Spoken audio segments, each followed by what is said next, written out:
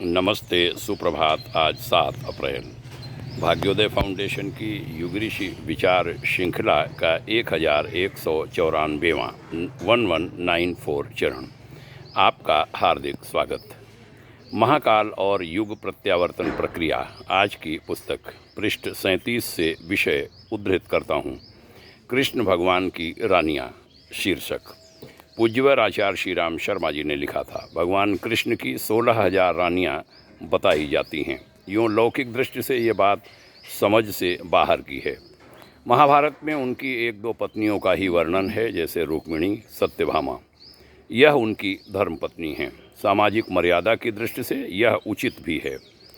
फिर यह हजारों रानियाँ क्या हैं? इस पहेली का हल भी उपरोक्त प्रकार का ही है। ईश्वरीय प्रयोजन में जो आत्माएं प्राणपण से जुट जाती हैं, उसी में अपना आत्मसमर्पण कर देती हैं, वे आत्मा परमात्मा की प्राणप्रिय पत्नियां ही कही जाएंगी।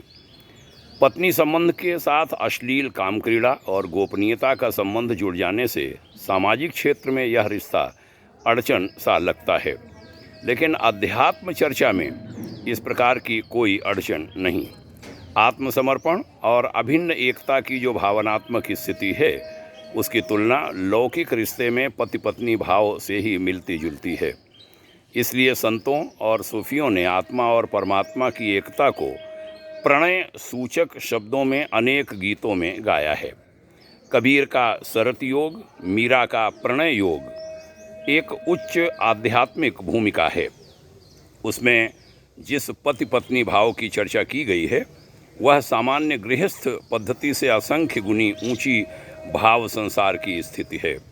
श्री कृष्ण भगवान की 16,000 रानियां उस अवतार की सहयोगिनी 16,000 प्रबुद्ध आत्माएं ही हैं। बहनों भाइयों, बड़ा सुंदर यह ऋषि मार्गदर्शन है।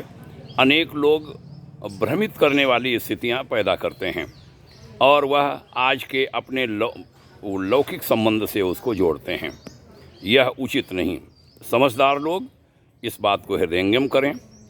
यदि कहीं ऐसी कोई बातें होती हैं, उसको निरस्त करें और कम से कम स्वयं तो ऐसे भ्रम में न पड़ें।